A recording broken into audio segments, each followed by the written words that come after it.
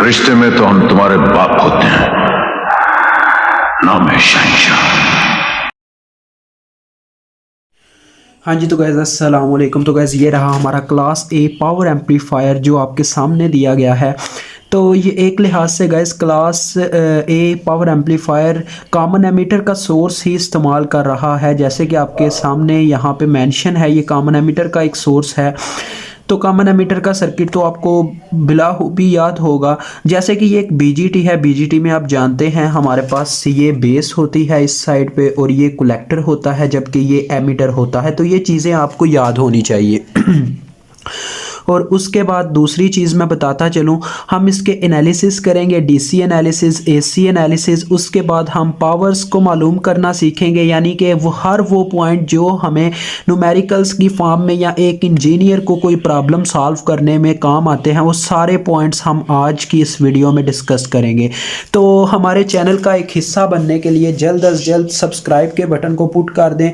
तो चलें आए स्टार्ट करते हैं वीडियो। सबसे पहले गाइस हम डीसी एनालिसिस से काम शुरू करेंगे। तो डीसी एनालिसिस के लिए हमें क्या करना पड़ेगा, हमें सब दिए गए कैपेसिटर्स को ओपन करना होगा और बाकी जो सर्किट बचेगा वो हमारे डीसी एनालिसिस के काम आएगा। तो for DC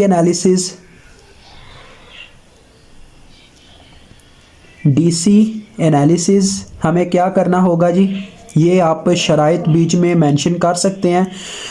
capacitors are open, ठीक है, capacitors are replaced by open circuit, आप इस तरह से भी लिख सकते हैं। तो जब ये ओपन होंगे तो क्या होगा, ये भी अलग हो जाएगा, ये चीज़ भी अलग हो जाएगी, ये भी अलग हो जाएगा। बस ये हमारे पास सेंटर वाला सर्किट रह जाएगा, जिसे मैं चले एक दफ़ा आपके लिए यहाँ पे ड्रा कर देता हूँ।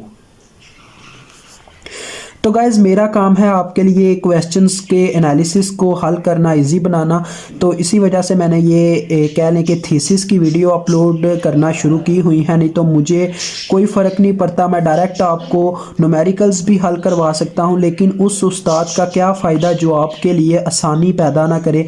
तो ये आपके सामने सर्किट आ गया, ये R2 था, ये R1 था, उसके बाद ये VCC दी गई थी, ये हमारे पास RC दिया गया है, जबकि ये हमारे पास RE दिया गया है, ये हमारे पास एमीटर है, ये हमारे पास बेस है, ये हमारे पास कलेक्टर है।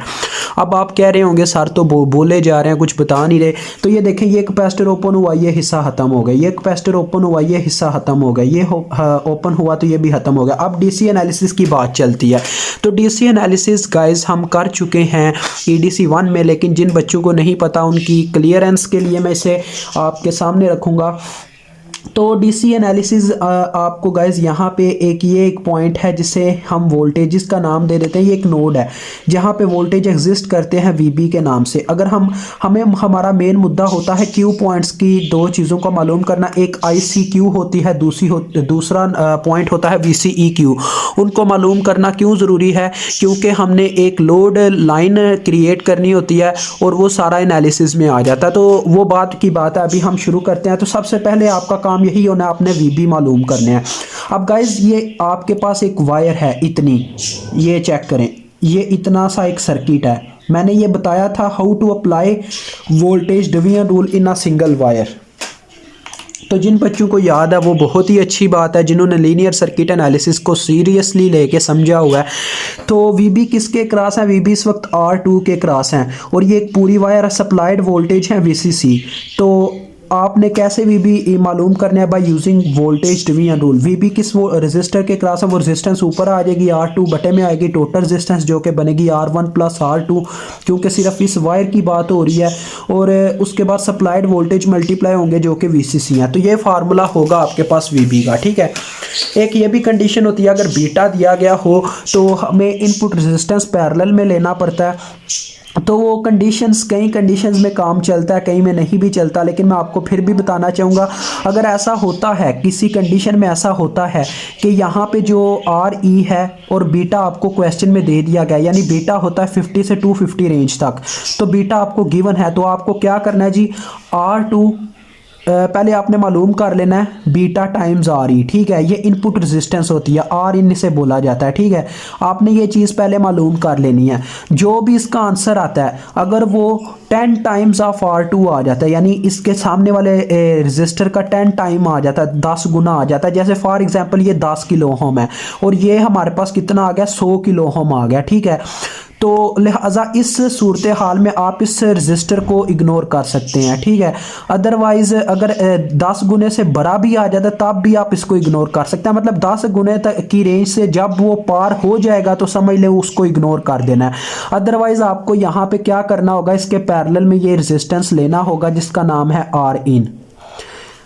तो यहाँ बटे में भी आ जाएगा आर इन पैरेलल, पहले इन दोनों का पैरेलल निकालना पड़ेगा, फिर आप यहाँ पे वोल्टेज डिवीजन रूल लगा सकेंगे। तो ये एक कंडीशन है। तो अब नेक्स्ट बढ़ते हैं गाइस। वी बी मालूम करने के बाद हम क्या करेंगे जी, यहाँ पे आपको एरो के मुताबिक साइन लेने हैं। अगर एरो डाउनवर्ड है तो डाउनवर्ड की साइड माइनस का साइन आएगा, जहाँ से शुरू हो रहा है वहाँ पे प्लस का साइन आएगा। अब ये बेस और एमीटर के सेंटर के वोल्टेजेस हैं तो इन्हें वी बी ई बोला जाएगा। अब हम वी बी ई के मुताबिक यहाँ पे वी ई मालूम करेंगे, इसके क्रॉस जो वोल्टेज है उनका नाम है वी ई। तो हमें वी ई मालूम करने इस वजह से हम वी बी ई की मदद लेंगे। तो वी बी ई के मुताबिक क्या फार्मूला बनेगा, देखें, जिसकी तरफ पॉजिटिव साइन है वो वोल्टेज प्लस में, जिसकी तरफ नेगेटिव साइन है वो वोल्टेज नेगेटिव में। समझ लीजिए एक सुपर नोड है, तो सुपर नोड में यही कंडीशन होती है। तो इसकी इक्वेशन क्या लिखी जाएगी, V B minus V E. कभी कभार ये भी होता है एरो ऊपर की साइड पे होता है, ये पीएनपी ट्रांजिस्टर होता है जिसमें हमें उसका उल्टा लिखना पड़ता है, V E minus V B. तो वो कंडीशन पे डिपेंड करता है। तो आपने यहाँ से क्या करना है गाइस, आपने इसी इक्वेशन की मदद से वी ई की वैल्यू निकाल लेनी है। वी ई उधर चला गया और वी बी ई इधर चला गया। ये सारा आपका किसका हिस्सा है, ये आपका एनालिसिस का हिस्सा है। तो आप जब इस चीज़ को मालूम कर लेंगे वी ई को, तो वी ई की मदद से आप यहाँ पे एमीटर करंट मालूम कर पाएंगे। और ये बीजीटी का अपना कहना है कि एमीटर करंट ही आई सी के बराबर होती है, कलेक्टर करंट के नियरली बराबर होती है। तो आई ई का क्या फार्मूला बनेगा, according to Ohm's law, V E over R E. तो यहाँ से आप कलेक्टर करंट इनडायरेक्टली मालूम कर लेंगे। अब मैं आपको वजह बताता हूँ क्यों उन्होंने कहा कि कलेक्टर करंट एमीटर करंट के अप्रॉक्सीमेटली इक्वल होती है। पता क्या बात है, ऊपर से वीसीसी से आईसी करंट आती है, तो आईसी करंट यहाँ पे आके दो हिस्सों में तकसीम होना होता है आईसी ने। तो इधर बहुत ही कह ले 0 पॉइंट समथिंग करंट जाती है, 0.12 समथिंग, मतलब ज़्यादा नहीं जाती, जिसकी वजह से हम इसे इग्नोर कर देते हैं। यानी अप्रॉक्सीमेशन का साइन दे के कहते हैं कि आई ई ही आई सी के इक्वल है, क्योंकि इधर एमीटर करंट के नाम से एक करंट जाती है, यहाँ पे बेस करंट, इधर एमीटर करंट। तो आधे से ज़्यादा हिस्सा जो है वो एमीटर करंट ले जाती है। इस वजह से बोला जाता है कि एमीटर करंट ही कलेक्टर करंट के बराबर है। अब गाइस जो हम चीज़ें मालूम कर रहे हैं ना, उसके मुताबिक ये आई सी क्यू कहलाएगी, ठीक है। इसे आई सी सिर्फ नहीं रखना। अब ये आपके थीसिस का मेन हिस्सा आ गया, आई सी क्यू इसको नाम देना है। अब मैं आगे बताता हूँ। अब हम क्या करेंगे, यहाँ पे इस वायर पे voltage division KVL sorry apply करेंगे सॉरी गाइस। तो प्लस माइनस का साइन आ गया, ये आ गया VCE, क्योंकि इसके क्रॉस VCE वोल्टेज एग्जिस्ट करते हैं। देखें ये C और ये C E, तो VCE आएंगे। और इनको भी आपने Q पॉइंट पे फाइंड आउट करना होता है, तो इन्हें बोला जाएगा VCEQ। तो इसकी इक्वेशन आपको पता कैसे बनती है, इस तरह से कुछ इसकी इक्वेशन बनती है हमारे पास। देखें यहाँ से हम चलना स्टार्ट करेंगे VCC से। तो सबसे पहले हमारे पास आ गया VCC प्लस में, उसके बाद RC के क्रॉस यहाँ से कलेक्टर करंट मूव कर रही होती है, यानी IC। अगर हमें इसके क्या चाहिए जी, इसके हमें चाहिए वोल्टेज, तो हमारे पास इक्वेशन आ जाएगी जी। और एक और गलती मैं यहाँ पे कर रहा हूँ, जो वो ये है कि गाइज आपने ये चीज़ नोटिस की होगी कि ये हमारे पास सप्लाइड वोल्टेज है। तो सप्लाइड वोल्टेज के शुरू में माइनस का साइन होता है, बाद में प्लस का साइन होता है, यही चीज़ है। तो करंट इसके नेगेटिव पोल में से होके गुजरती है, लिहाजा केवीएल के मुताबिक ये माइनस VCC लिखा जाएगा। यानी हमने यहाँ से चक्कर लगाना शुरू किया है। अगर बच्चों को चक्कर से समझ आती है उनके लिए मैं स्पेशली तौर पर ये एक दफ़ा रिपीट कर रहा हूँ। तो यहाँ से चले आगे, ये ICRC आ जाएगा इसके वोल्टेजेस। उसके बाद हम पॉजिटिव पोल में एंटर करेंगे VCEQ के, तो ये प्लस VCEQ लिखा जाएगा। उसके बाद नेक्स्ट IERE ने लिखा जाएगा, या VE आप लिख सकते हैं, लेकिन IERE डायरेक्ट अच्छा लगेगा। अब IE आपको पता किसके बराबर है, ICQ के। तो ICQ मैंने यहाँ पे मेंशन कर दिया क्योंकि ये ICQ का पॉइंट है। तो यहाँ पे हम क्या करेंगे, लिखेंगे ICQRE। अब इज इक्वल टू 0, क्योंकि चक्कर 0 तक मुकम्मल हो गया, हम न्यूट्रल वायर पे पहुंच चुके हैं। अब गाइस देखें यहाँ पे आपने क्या करना है जी, आपने VCEQ निकालना है। तो VCEQ इस साइड पे रह गए, बाकी दूसरी जानिब चले गए। तो VCC उधर जाके पॉजिटिव हो गया, ये दोनों नेगेटिव हो गए, जिनमें से मैं नेगेटिव ICQ कॉमन ले लेता हूं और अंदर आ जाएगा RC प्लस RE। अब इस इक्वेशन की मदद से आप VCEQ मालूम कर सकते हैं। अब इनसे क्या हुआ, आपका ICQ और VCEQ मिल गया। अब मैं आपको एक चीज बताता चलूं, कोई भी अगर ट्रांजिस्टर है ना, कोई भी मतलब एम्पलीफायर है, तो उसका Q पॉइंट सिर्फ एक ही नतीजे में निकलता है, जो मैंने आपको मेजरमेंट्स करके बता दिया। उनका Q पॉइंट सेम होता है, चाहे वो AC के लिहाज से देखा जाए, चाहे वो DC के लिहाज से, और इसे निकाला भी एक ही मर्तबा जाता है, जो मैंने आपके सामने निकाल दिया। अब हम नेक्स्ट पता क्या करने वाले हैं, अब हम DC लोड लाइन के पॉइंट्स मालूम करने के फार्मूलाज मैं आपको बताऊंगा। तो मैं मेंशन कर देता हूं ताकि बच्चों को याद रहे। तो गाइस मेरा दिल था इसको एक ही लेक्चर में मुकम्मल कर दूं, लेकिन ये एक लेक्चर में नहीं हो पाएगा। इसमें हम DC के बारे में बात करेंगे और नेक्स्ट लेक्चर में बात करेंगे AC के बारे में। DC लोड लाइन पॉइंट्स, ठीक है। How to measure DC load line points, हम कैसे DC लोड लाइन पॉइंट्स को मालूम कर सकते हैं। तो सबसे पहली बात, हमारे पास जो ग्राफ होता है गाइस वो इस तरह से होता है। देखें ये ग्राफ मैं यहां पे ड्रा कर रहा हूं। इस साइड पे हमारे पास IC होती है, इस साइड पे हमारे पास VCE वोल्टेजेस होते हैं। तो एक चीज़ आपको बताता चलूं, IC यहाँ पे जो हम चीज़, ये Y एक्सिस पे एग्जिस्ट कर रही है ना, इतना तो आप जानते ही हैं। ये Y एक्सिस पे है, ये है X एक्सिस पे, ठीक है। तो अगर हमें IC की वैल्यू मालूम करनी है, इस वायर में मैक्सिमम कितनी IC की वैल्यू हो सकती है, तो आपको पता है अगर हम यहाँ कहीं पे भी मेजरमेंट्स करें तो VCE इनडायरेक्टली ज़ीरो हो जाएगा। क्यों? क्योंकि हम बात ही Y एक्सिस पे कर रहे हैं, तो Y एक्सिस पे X एक्सिस ज़ीरो होता है, लिहाजा VCE ज़ीरो होगा। तो आप ध्यान से इस इक्वेशन को देखें, यहाँ से हम IC सैचुरेशन निकाल सकते हैं। आपने Q पॉइंट्स इस दफ़ा ख़त्म कर देना है, इस दफ़ा Q नहीं साथ में लिखना। अब हम IC सैचुरेशन और VCE ऑफ को मालूम करेंगे। ये दो चीज़ें हमें फाइंड आउट करनी होती हैं। IC सैचुरेशन ठीक हो गया, और दूसरे नंबर पे है VCE ऑफ। तो दोनों मैं आपको मालूम करके दिखाने लगा, देखें।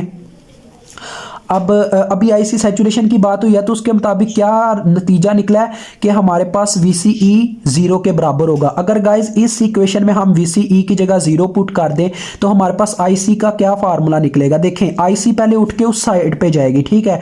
IC इधर आई, साथ में इन दोनों को भी लेके आके पॉजिटिव हो गई, ठीक है। ये प्लस आ गया इधर आके। अब सिर्फ IC इधर रह गई और VCC के बटे में क्या चला गया जी, RC प्लस RE। इतना तो आप अरेंजमेंट जानते ही होंगे। इस इक्वेशन को मैंने आगे पीछे किया। देखें VCEQ की जगह ज़ीरो पुट हुआ क्योंकि हम Y एक्सिस पे थे, तो लिहाजा ये ज़ीरो पुट हुआ। ज़ीरो पुट होने के बाद ये उस साइड पे गया तो प्लस में हो गया। ICQ नहीं लिखा जाएगा, IC सैचुरेशन की बात हो रही है, इसे Q की जगह सैचुरेशन लिखा जाएगा। तो ये साथ में इन दोनों को भी लेगी। बाद में हमें सिर्फ IC की वैल्यू मालूम करनी थी, फिर ये इस साइड पे आके डिवाइड हो गए VCC से। अब यहाँ से हमें IC सैचुरेशन मिल जाएगी। अब हम बात करते हैं VCE ऑफ कैसे निकालना है। फॉर एग्जांपल यहाँ पे मुझे IC सैचुरेशन की वैल्यू मिल गई, ठीक है। यानी समथिंग कुछ ना कुछ तो आएगी, 6.02 6 पॉइंट समथिंग, पता नहीं कितनी क्या आ जाएगी।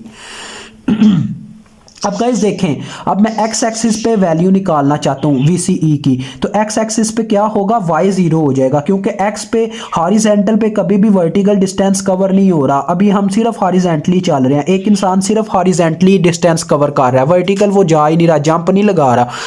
तो लिहाजा क्या होगा, इस सूरत हाल में IC ज़ीरो होगी। अभी इस इक्वेशन से आपने मदद लेनी है, यही इक्वेशन दोनों के काम आने वाली है, मतलब दोनों चीज़ों के। तो देखें जब IC की जगह ज़ीरो पुट होगा, अब Q को ऑफ से आपने रिप्रेजेंट करना है, ठीक है। Q को ऑफ से रिप्रेजेंट करना है, तो यहाँ पे IC की जगह ज़ीरो पुट हुआ, इसने टोटली इस हिस्से को ज़ीरो कर देना, तो इनडायरेक्टली VCE ऑफ किसके बराबर आ गए, VCC के। तो कह लें ये यहाँ कहीं पे पॉइंट हो गया जिसे हम नाम देंगे VCE ऑफ। तो ये चीज़ें आप वैसे भी याद रख सकते हैं कि VCE ऑफ डायरेक्ट VCC के बराबर है। यानी जो चीज़ आप VCC की फॉर एग्जांपल 12 वोल्ट वैल्यू दी जाती है, तो 12 वोल्ट आपने यहाँ पे निशान लगा लिया तो आपको मिल गई। लेकिन ये करके दिखाना तो ये आपकी बात है, क्योंकि अगर आप एक इम्तहान दे रहे हैं, कोई एग्ज़ाम दे रहे हैं, तो वहाँ पे आपने प्रूफ करना है कि आपके माइंड में क्या चल रहा है, क्योंकि उस्ताद कोई फूल जरिया नहीं है जो आपके दिमाग को फोलेगी जाके। तो ये हमारे पास, इसको मिलाने से हमारे पास क्या आ गई, DC लोड लाइन, ठीक हो गया, ये डीसी लोड लाइन थी। अब मैं आपको क्यू पॉइंट के बारे में बताऊं तो क्यू पॉइंट आपके पास ये वीसीई क्यू और आईसी क्यू को मालूम करने से आपको क्यू पॉइंट मिलेगा, जो यहाँ से आपको पता है सिंपल फार्मूलाज में मालूम हो जाता है। तो वो कह लें फॉर एग्जांपल यहीं कहीं पे बन जाएगा। अब गाइज नेक्स्ट वीडियो में हम एसी लोड लाइन की बात करेंगे, एसी को कैसे मालूम करना है। अभी मुझे इजाज़त दें, अल्लाह हाफिज़, अस्सलाम वालेकुम।